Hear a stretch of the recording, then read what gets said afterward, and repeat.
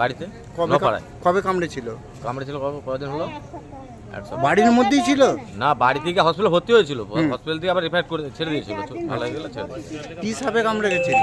ডাক্তারে বলে যে বড় সাপ। সাপের কামড়ের পর হাসপাতাল থেকে সুস্থ হয়ে বাড়ি ফিরেও ফের অসুস্থ বধূ। আরামবাগ মেডিকেল কলেজ থেকে কলকাতায় স্থানান্তরিত করা হলো তাকে। গৃহবধূর নাম সুনিতা কর্মকার, বয়স আনুমানিক 22 বছর, বাড়ি আরামবাগের নওপাড়া এলাকায়। জানা গেছে গত সপ্তাহে বাড়ির সামনে ঘাস বনে বধূর পায়ে সাপে কামড় দেয়, যদিও সাপ তারা দেখেনি। এই ঘটনার পর তাকে আরামবাগ মেডিকেল কলেজ হাসপাতালে ভর্তি করে তার পরিবারের দাবি, রক্ত পরীক্ষার পর চিকিৎসক জানিয়েছিলেন সুনিতাকে বড় সাপে কামড় দিয়েছিল। এরপর চিকিৎসা শুরু হয়। চিকিৎসার পর সম্পূর্ণ সুস্থ হওয়ার পর তাকে সেখান থেকে ছেড়ে দেওয়া হয়। শুক্রবার দুপুর থেকে সে ফের অসুস্থ হয়ে পড়ে। এরপরেই পরিবারের লোকজন তাকে ফের আরামবাগ মেডিকেল কলেজে চিকিৎসার জন্য নিয়ে আসেন।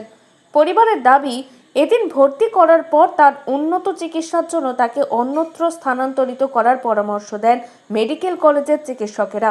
সন্ধ্যা নাগাদ তাকে কলকাতা নিয়ে যাওয়া হয়। গোলপুর আর বিয়ে হয়েছিল নপাড়ায়। নপাড়া থেকে সাপকাঠি হয়েছিল, ভর্তি হয়েছিল 1 সপ্তাহ আগে। আবার ইমিডিয়েটলি আজ দুপুরবেলা বাড়াবাড়ি হওয়ার পর তো ভর্তি করা হয় সুমিতা কর্মকার। আর ভর্তিটা কবে হয়েছিল?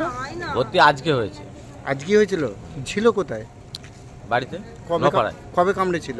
কামড়েছিল কদিন হলো? 1 সপ্তাহ। বাড়ির মধ্যেই ছিল?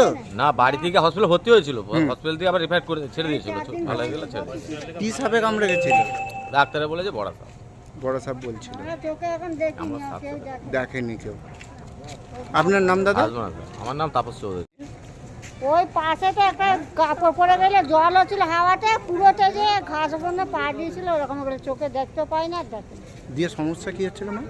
এখন ওই যে পাড়ে যে হচ্ছে তোমার শরীরটা খারাপ করছে বলছে, মাথা ঘুরছে ওই জন্য। আর রিপোর্ট করে কি তারপর? রিপোর্টে ডাক্তারবাবু বলছে বাইরে নিয়ে যেতে হবে, এখানে হবে না, এইটা বলছে।